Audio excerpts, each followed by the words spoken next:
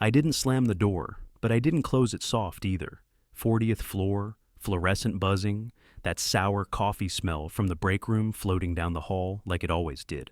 I walked into Jason's office holding two things: my resignation letter and the black dev journal I'd kept in my bottom drawer since 2014. He didn't look up, just tapped his phone screen, eyes locked on whatever stock ticker or Slack message he was pretending mattered more than me. "What is it now, Grant?" he muttered. I didn't answer. I placed the envelope on his desk and stood there, waited. He finally looked at it, sighed, opened it up. His eyes scanned the page. One breath, then that snort laugh he used when interns said dumb stuff in meetings. "You? Quitting? Come on." He leaned back like he was settling in for a joke. "You're practically furniture here, a wrench, not an architect." He said it loud enough that his assistant outside could hear every damn word. Probably planned it that way. "Quick note, before we go on, tell us which country you're watching from." I didn't move, just waited till he was done smirking. "Check the second page," I said. He didn't. So I reached across the desk and flipped it for him.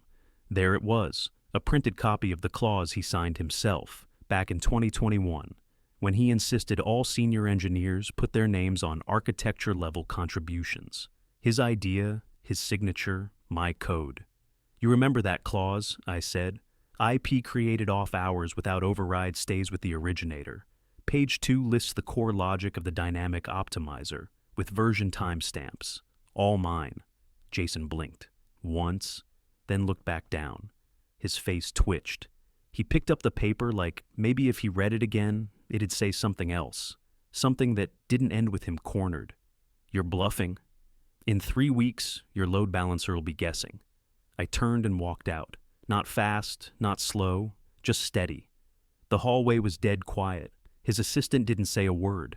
I hit the elevator, punched the ground floor. The doors closed just as Jason finally started sputtering something behind me. Didn't matter. That was the first time in years I smiled without faking it. I didn't drive home, just parked on level 3B and killed the engine. My old notebook was still in the glove box, wedged between a dead flashlight and some receipts. The black cover had a scratch across the front like a lightning bolt. I cracked it open and flipped to the first page. There it was. My handwriting, neat and centered, like I actually thought I was making a grown-up decision back then. Offer received, Stanford PhD, systems engineering, full ride, decision due, March 18th. I just stared at it. 6 years ago, I told them no. Jason had taken me to lunch, ordered a stupidly expensive bourbon, and said, "Academia's fine if you want theories, but you want to build the engine, right? Be the mind behind the machine." I bought every damn word. And for a while, I thought I'd made the smart move. I built their real-time load distributor from scratch. When the Midwest server farm nearly melted down in 22, I stayed 3 nights straight, sleeping under my desk with 2 monitors blinking over my head and a Red Bull can wedged under my shoulder. I wrote patches at 4 a.m., killed rogue threads in live traffic. I kept waiting for recognition. It never came. Then, 2 months ago, I was eating leftover lo mein at my desk, running latency checks during a quiet patch, when I opened the town hall live stream. Nothing serious, just background noise. And there he was. Jason Slade, full suit, lights on him, sounding like some damn tech prophet. "Innovation takes patience," he said. "I built our dynamic optimizer over 3 years, refining each layer, each failover path." I sat there frozen, noodles halfway to my mouth. That optimizer? The one rebalanced grid traffic and tracked overload flags? That was me. All me. I had notes on it going back 5 years. Code commits, annotated logic, diagrams.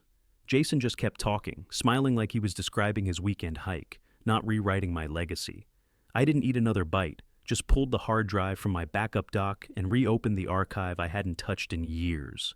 Folder name, GH opt logs. Inside, timestamps, audio logs, diagrams, design notes, my initials, my voice. Code versions with my handle on every single check-in. Not for revenge. That's not how I work. I needed clarity. Was I crazy? Had I exaggerated what I built? Nope. Every line proved it. Even my napkin sketch from March 21st. Load surge response curve. Exactly as it shipped in the final build. While you're listening, tell us which country you're watching from. I remembered sitting in that empty cafe, drawing it next to a half-eaten bagel and a lukewarm coffee. Jason had called me that night, said, "This right here, this is the core. This'll outlast us." Yeah, well, he wasn't wrong, but apparently I didn't. That notebook in my lap was a time bomb I hadn't known I'd need, and now it was ticking. I flipped through more pages, past dusty sketches and old login passwords, until I found the sticky note I'd written after the optimizer first stabilized live traffic. GH logic holds, midnight spike, handled, no help, no backup, no thanks. I let out a laugh, not a funny one, more like something cracking in my chest. I didn't leave the parking structure for another 40 minutes. When I finally did, I had one hand on the wheel and the other on the notebook. One held the present, the other, the road I never took. The next night, just past 11, I got the email. No subject line, just a single line in the body. Draft, the architect behind Rexton. Below that, a PDF attachment. Sender was a Gmail address I didn't recognize, but I knew the name under it, Trina Delgado. She used to be an exec assistant back when Rexton had only 2 floors and Jason still wore polos to work. I clicked. The first page hit me like a punch. Author, Jason Slade. Foreword by someone from TechCrunch. I scrolled past the fluff, straight to chapter 3. The night the model held. My stomach dropped. I read the first paragraph twice just to be sure. He described the crash we had in 21 when the East Coast load tester freaked out mid-deploy. He wrote about it like he was there, typing through it. He even mentioned the time, 2:12 a.m., and that I was snacking on pretzels, according to the logs. The logs. Those were my personal time entries. I'd tagged every fix, even the junk food for memory tracking. Nobody else saw that notebook unless they had my archive password. The diagrams he used in that chapter, mine, down to the way I formatted variable names. He cleaned them up, stripped the labels, changed the font, but the logic held. The words were his, the work was mine. I wasn't miscredited, I was erased. While you're listening, share which city or country you're watching from. I slammed the laptop shut, just sat there with my jaw clenched, heart thudding like I'd been running. I stood up, walked a lap around my apartment, picked up a glass, set it down, picked it up again. Then I sat back down and opened a new folder. Evidence Archive. Inside it, I started dragging files. Slowly at first, then faster. Voice memos, design iterations, annotated blueprints, email threads going back 6 years.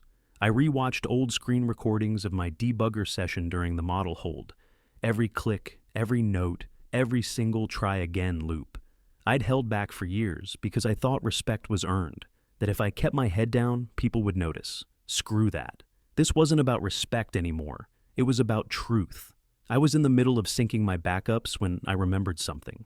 I opened my wallet and thumbed through the cards tucked behind my license.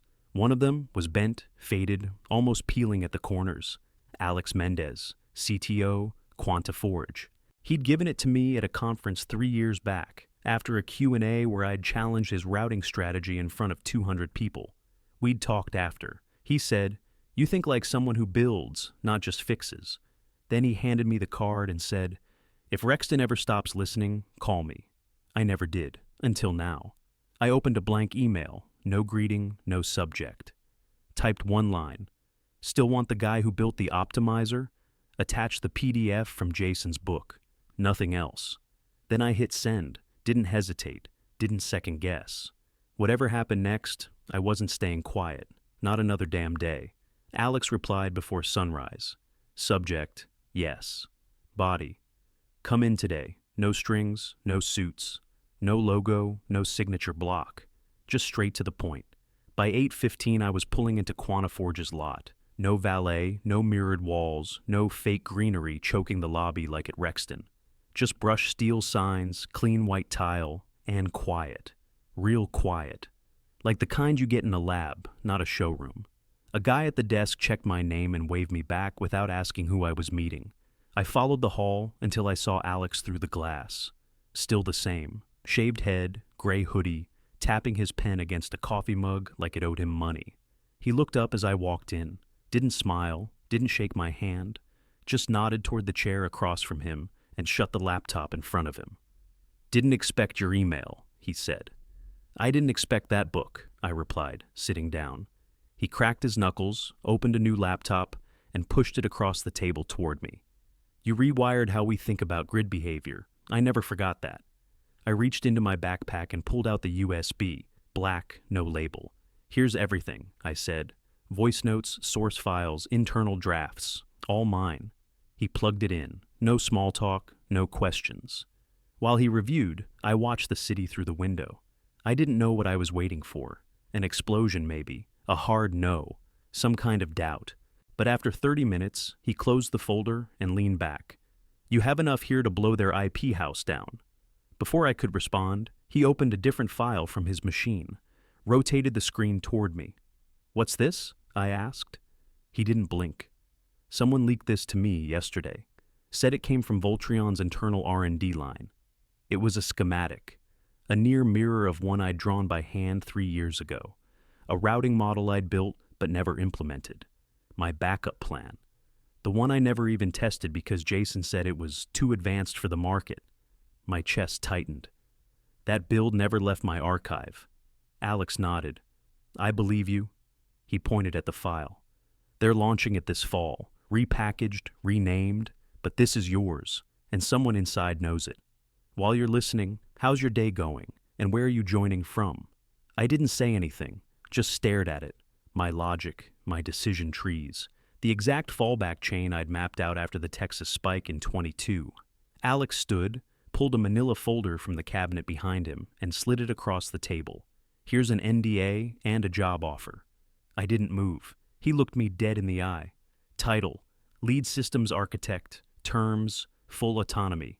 You report to me, and only me. No middlemen, no politics. I opened the folder. It was all there. Comp, equity, IP protections. The whole thing already drafted with my name. "I don't need you to explain," he added. "Just decide." I pulled out a pen from my bag, clicked it once, and signed both pages. Alex reached out this time. We shook. "I've got people who'll run point on the legal side," he said. "You just focus on what you do best." I pocketed the USB, grabbed the folder, and stood. For the first time in years, I felt something unlock in my chest. Not relief, not payback. Fire. The kind that builds engines.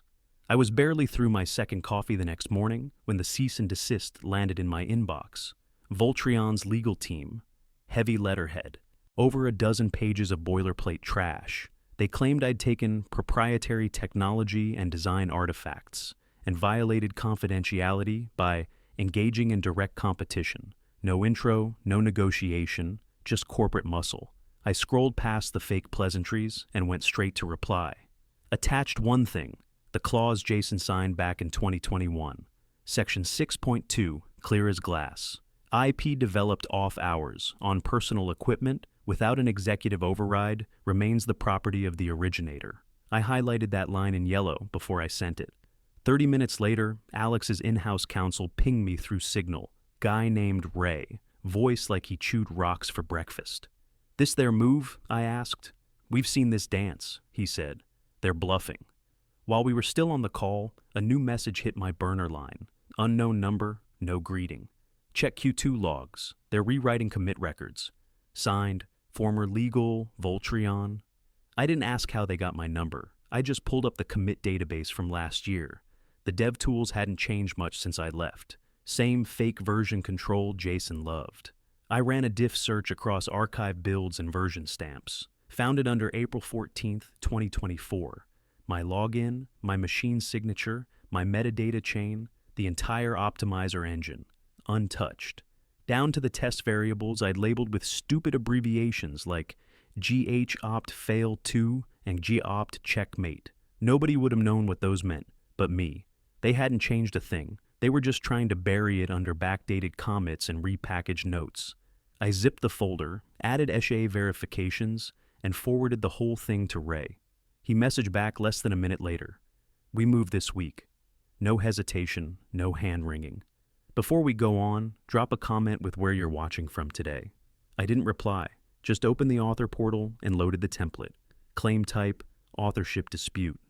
Supporting evidence attached. Signed statement confirmed. Claimant, Grant Hollis formal challenge filed. I hit send, didn't blink, didn't reread it, I didn't need to. If they wanted war, fine. I'd been preparing for this since the night Jason claimed my legacy with a smirk and a spotlight. Only this time, I wasn't alone. 2 days later, the cracks started to show. First came a flagged tweet from some energy watchdog account. Said Voltrion's Midwest forecast models were producing erratic deltas. A couple hours later, it hit the forums. Data dumps, screenshot leaks, speculation. By lunchtime, I had 3 DMs waiting. One of them was from Benji, a back-end guy I hadn't talked to in over a year. Did you build the Heartbeat module? They renamed it. It's failing. Heartbeat. I hadn't heard that name since we first tested the real-time correction logic. A pulse checker I embedded deep into the routing layer. Quiet, low resource, invisible, unless you knew where to look. Voltrion had ripped my name from the credits, but they never touched the engine, because they didn't understand it. I pulled up my old schema. There it was. Gaullus, opt v39, buried in a subroutine. The logic tree ran predictions every 20 milliseconds. If load spiked, it rerouted in real time without triggering failover. Only I knew how to tune it, and they'd never tried. Now it was failing. Hard. That afternoon, 3 more regions went into override. Latency shot through the roof. One data center ran hot for 6 hours straight. Then the phone rang. Blocked ID. But I knew that tone, that double click on the back end of the ringtone. Voltrion's internal line. I let it ring out. Lenora came home around 7. I was already in the living room, 2 monitors lit up, one of them tracking the load failures in real time. She didn't say anything, just sat down next to me on the floor and handed me a water. We watched in silence as the system tried to self-correct, loops upon loops of dead logic. Patching ghost code they didn't build. They'd run the engine without the key. Before listening, share which city or country you're watching from. And now, it was breaking. Not because I broke it, but because they thought they could own what they didn't even bother to learn. At one point, one of the feeds froze. CPU spike, thread crash.